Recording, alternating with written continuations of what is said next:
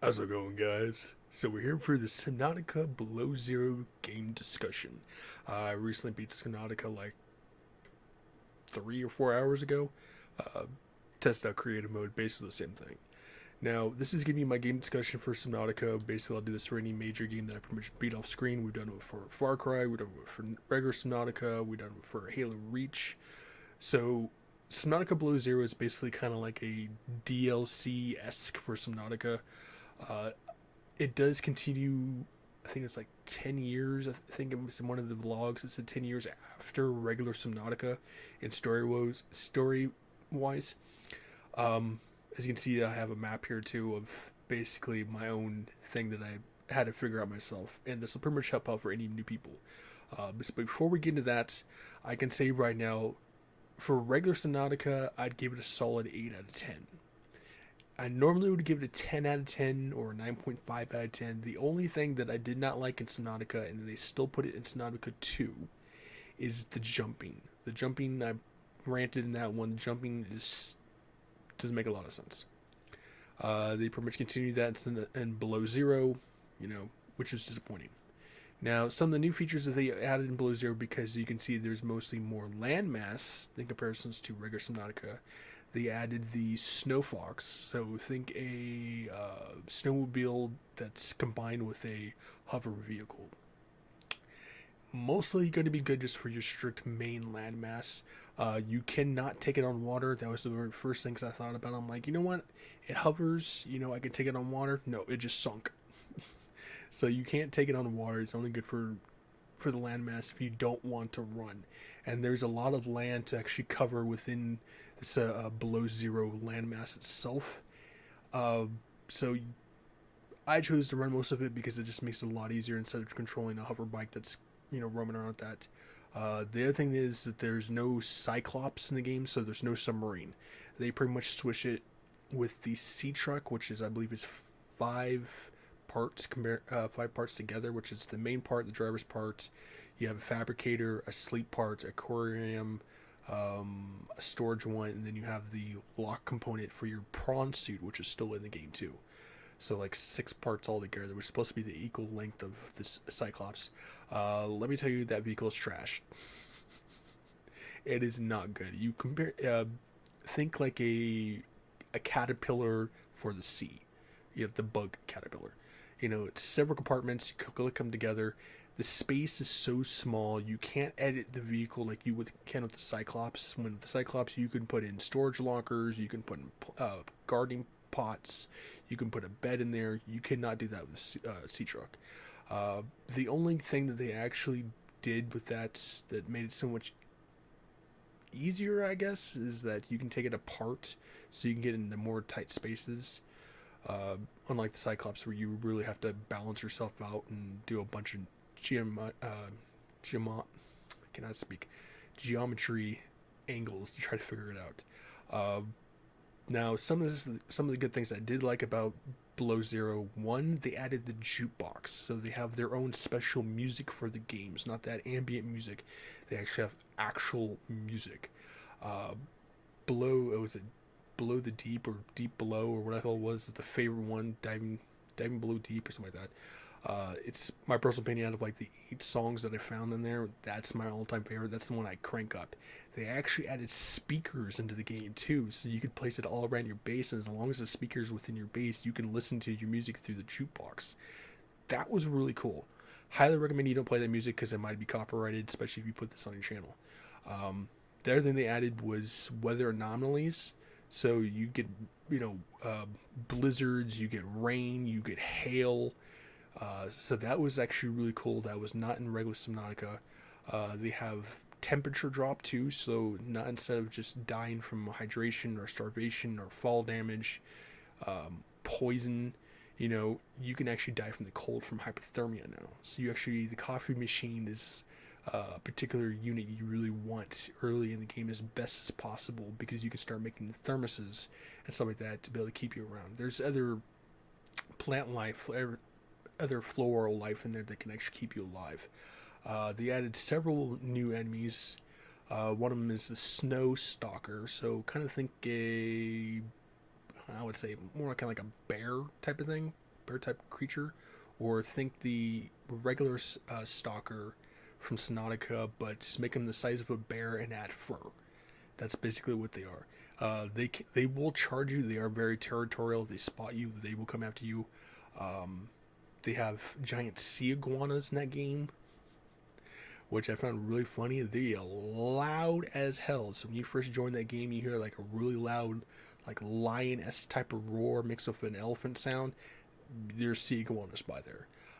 There is your first Leviathan you're going to come across. It looks like a combination between a squid and a sturgeon. Yeah, really annoying. It does like 40 damage to your sea truck if you're not careful. They added different. They have like a squid shark that can shoot an EMP blast, can just continuously attack you. They've got something that looks like a bull shark. They've got whales in there.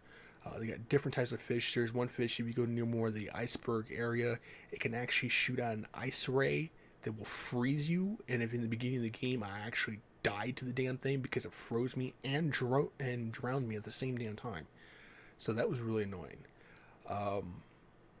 They have penguin type of animals there. Hilarious. Can be kind of creepy the way that they actually open their mouths. But and they actually added baby versions of the snow stalker and the penguins too, so you can actually take their kids, which is seemingly kind of really weird concept. But I mean, they're cute. You know, think like a puppy, you know, that wants to eat you, or a baby penguin. You know, cute ass animals. There's basically 3 different storylines. There's your main character storyline trying to find your sister. There is a side storyline of another character that's in the game. I'm not going to say any spoilers about that one.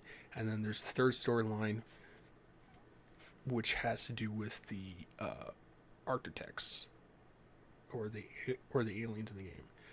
So you have 3 different storylines you really have to deal with. It takes you all over the map, as you can see. Trying not to rant too bad on this game as best as possible. Now, comparisons to regular Subnautica, where it basically had 2 alien islands and the rest was just completely sea. As you can see, this is mostly land and, you know, good portion of sea. So, what, I'd say maybe 65-40, you know, or 60-40. Now, with Subnautica, the first one, you know, if you kind of look at it, it was like flat lands, and then it would have its canyons that would dip down, but you knew where the barrier actually was, because it would have like flat land and they would dip down to a canyon, and then it would barrier off and curve, and you would continue to go straight down. You would eventually get attacked by the mound of ghost leviathans that would be there, which would be considered the dead zone. Below Zero, on the other hand, is flat land, and then think of a labyrinth, or think of a giant maze that's just cracked all around the entire seafloor, you know, and it's got multiple caves, multiple hollow caves that go all the way around. Trying to traverse that damn thing is such a pain in the ass. It literally had me raging, because it wasn't like regular Subnautica where it's just flat land, you knew where you had to go. You know, occasionally you had like a huge cave opening, you can dive down there, and there would be another set of a huge cave. This one has multiple caves, you know, it has multiple canyons. There's so many structures that you have to maneuver through. And, gotta stretch my foot there. And the terrain is it's so annoying. Through my experience of playing Below Zero, I'd give it a 6 out of 10. Just because I was more annoyed by the terrain than I really was anything else. The storylines were decent. I kind of liked the ending of it, which was actually really cool. You know, I do know there's a Subnautica 2 trailer out. I'm not sure if it's an actual official thing or not, so I don't really bother reacting to it whatsoever. I play in freedom mode, so I don't have to worry about actual survival, starvation, and hydration, stuff like that. Terrain-wise, as you can see, I pretty much marked it. I used paint, you know, copy and paste the map, and then had to figure it out myself. So as you can see, and it's in Greek symbols, so if you don't really know Greek symbols too well, you're going to kind of struggle with it, but I pretty much put it down. Blue is Omega, yellow is Delta, orange is Copa, or Koopa, however you want to pronounce it. Phi is green, and purple is Zero, and then of course you have your west, east, south, and north. But the lily pads area is an area you really kind of want to stay away from, and especially early in the game, because that's where you're going to deal with a lot of your squid sharks. It's a very hazy grain sea areas. It's a lot harder to see where you're actually going. And it has like floating islands. It has somewhat of the whales over there, but it's mostly the squid shark territory you really want to worry about. The mining sites is another good thing. Somewhat close to the beginning starting island. It can be somewhat tricky to find. I actually had to look up a lot of stuff that I was struggling with. I actually had to look up on YouTube because I could just not find it. And one of the biggest ones you'll probably struggle with a lot is finding diamonds. And that's where the mining site is going to come into play. It is some guarded by some of the sea iguanas, but if you actually manage to figure it out, it helps you a lot. The one thing I can say that actually helped me out a lot, especially if you don't have the high capacity O2 tank and you have the standard one, is build a scanner room and use the camera drones and swim around the sea. There's a certain distance between the camera drone and the scanner room before it starts getting staticky and then you eventually lose connection. But let me tell you, using those camera drones into the deep area where you only have 75 O2, those camera drones help out a lot to figure out what you need. And in the mining area, that's where you're mostly going to find a lot of your prawn suit areas. And one of the new enemies that they actually entered was the rock puncher, which is an actual type of lobster, which is actually based on a real life creature, sea creature. It basically hits you with the force of like the power of a handgun. You know, they're really powerful. The green one for the Leviathan corpse, that's a whole different story later on where you can actually choose whether you deal with it or not. I'm not going to get into big spoilers with that. And for the Omega Lab and the Phi Lab and the Zero Labs, so it's all basically story. You know, so if you're just there just to build you know, your little base, then I wouldn't really worry about it too much. But eventually, you know, if you're gonna delve into the story, then those areas you really want to go to. I roughly beat the game within like I would say like 32 hours, I think. So like 6 hours shorter than regular Subnautica. But it's really aggravating because once you get to further into later the game, you have to come across one of the main areas, the furthest depths. That's another thing I should talk about. In Subnautica, the furthest depth you can go is 1,500, and that's into the lava lakes. The prawn suit will be upgraded up to 1,700, so you're pretty much going to be taking the prawn suit down there. I want to say this the Cyclops is like 1,200, and the Sea Moth was like 900. And this one, the furthest depth you can go is 1,000, but the prawn suit can go down to 1,100, and the sea truck can go down to 1,000 itself. But the further you get into the game, you know, the further depths you go, the harder enemies you're going to come across. And this does have its own version of Leviathan. Only one particular one you have to worry about, and that's when you start reaching the crystal caves. That's where you're going to start getting your later on ingredients, something like that. But the Shadow Leviathan, I think, is one of the only enemy in the game that actually made me want to actually just rage quit and just stop playing Subnautica Below Zero. And didn't really have to worry about that too much with the regular Leviathans in the regular Subnautica game, because they can be somewhat annoying, but they're easy to dodge. The Shadow Leviathans are the most aggressive enemy in that entire goddamn game I've ever come across. And their hitbox is ridiculous. You could be like, say, 20 meters down, you know, and they could be 20 meters high above you. You know, they have a hitbox the size of the goddamn United States, and he just picks you up and then just starts attacking you. And does about 60 points of damage to your sea truck. Even in going like into like small little caverns, he just, you know, his hitbox, which goes just straight down, pick you up, damage you, and then swim off. It started to actually make me really rage on this game, and I was like, you know what, I just want to hurry up and beat this goddamn game, you know, so we can start doing creative mode and see what that's all about. When you start getting into the Phi territory, so going to the west, that's when you start entering more of the land terrain. It can be a giant maze within that area. If you're not careful, there's multiple ways to go. That's where you're going to come across, I guess technically you would call it your second Leviathan. It would be more of a ground Leviathan. It's a giant ice worm that's based will follow you based on vibrations, and it can one-shot you if you're not careful. I was walking around my prawn suit at 100 health. It hit me and dropped me down to 28. So that was just in the prawn suit. Now imagine your own character. So it can one-shot you, I'm pretty sure, if you're not careful enough. A lot of the areas there too, you're gonna find like for your magnetism things, like for your snow fox, if you want to build that, you need magnetite. I highly recommend you go within to the fee area, so going west of the starting base, and that's where you're gonna find like these. If you explore far enough into it, you will find what they call ice caves.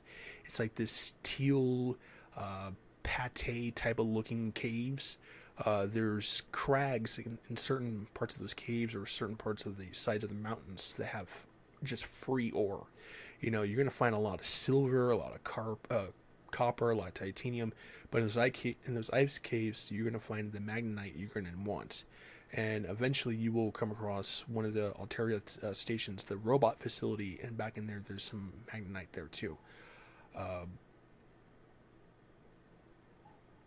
There is snowstorms in the land area too, where it will completely wipe out the entire map. You will not be able to see anything. And if you don't have the certain gear to run around on the land area, you will die of hypothermia very quickly. It will go down like 2 or 3 points each goddamn time. So you have to be very careful with that. Exploring the sea, you know, depending where you want to build, I suggest building the beginning area where you start off with. That's probably going to be your safest bet. One of the annoying enemies that don't really become too much of a problem later on once you start getting more advanced is sea monkeys. So basically think of a seal that sounds like a guinea pig. That's basically what sea monkeys are. And they will steal your stuff too. I had that when I was playing the game, like the first few hours. One of them actually stole my sea glide and then just swam off. And you can hear his little guinea pig laughter somewhere in the distance. And I actually had to restart. They're little thieves, and they, you know, but once you start getting to the architect canyon areas, and you start getting to the lily pad areas, that's where you'll actually start finding more and more of sea monkey nests, and that's where you can find more and more of your technology and stuff like that to actually help you advance. Prawn suit, always still nice to have. It will be your best friend probably about halfway through the game until you get the sea moth fully upgraded, in which sea moths can be slightly faster than prawn suit. It can be still somewhat of a pain in the ass to try to maneuver. Or excuse me, sea truck, not sea moth. Sea moth is actually faster than the sea truck, and the sea truck is just like, think of Prius but made for the sea. That's basically what the sea truck is. But like I said, my overall experience, I give it a 6 out of 10. Just strictly just the way the map design was made is my only gripe with that, and the Shadow Leviathan. Probably my only 2 gripes with the game itself. The one things I really hope that they actually start to introduce into at least Subnautica 2 is give your character, you know, actual jumping. You know, you can jump higher in Minecraft than you could in this goddamn game.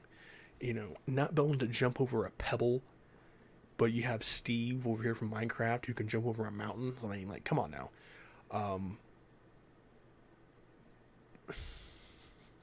The one thing is, please do not, if you're going to make a vehicle like the sea truck, make it to where it's edible and not trying to eat it. I mean, the actual, like, design wise, to be able to actually add lockers and fabricators and stuff like that. Design it how like you designed the Cyclops, if you're going to design something like the sea truck. What was some of the other ones I was going to say? It was that. I think that was about it. There was something else I wanted to talk about, and I cannot remember what the hell it was. Day and night cycles are basically the same. Weather is still something I hope they continue to keep in there, because that was actually pretty awesome. Where they're actually going to go with Subnautica 2, I really have no idea, because this is completely based on the same planet, and with the ending the way it ends, you know, it's going to be vastly different. Whether or not we still follow the same character, no idea. But yeah, so would I recommend Subnautica Below Zero to people? Yes. if you like the regular Subnautica and you want more of a challenge, Below Zero is definitely going to give you that. If you're like afraid of the sea, afraid of the ocean, highly recommend you do not play any of the Subnautica games, because if you don't like the real ocean, you're not going to like the game itself. But yeah, that's my game discussion. Kind of ranting about the game, but at the same time, it kind of gives you guys a heads up, gives you a little starter thing here for you guys to figure out, where you want to set up your base. Like I said, starting at the starting island is probably going to be your best shot, because it's the most safest area. You're going to get some decent resources there. The one thing I noticed too is that the rare resources that you actually want are going to be more at the lower depths. So, for instances, like say in regular Subnautica, copper, silver, titanium, your glass, those were actually harder to find, in my personal opinion, than the actual harder resources to actually get later on in the game. Now, this one is in Below Zero, they pretty much flooded you with the beginning stuff. You could pretty much find it everywhere. And then, like, the mid tier to, harder resources are going to be at the very bottom, or they're going to be, like, right in the middle of the game era, and, you really have to look for it.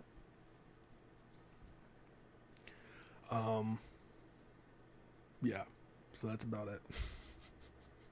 But highly suggest you guys, you want to look at the map, or you can use their fandom, stuff like that. I'm pretty sure the YouTubers have probably done similar map design, something like that. But this is my choice, is the way how I designed it, how it helped me out. But yeah, so if you get the chance, you ever want to play Subnautica or Subnautica Below Zero, I recommend checking them out. With the people who actually designed this, ever get to see my video from this small little channel, and come up with some, think about some of the stuff that I said, and maybe it might actually affect Subnautica too.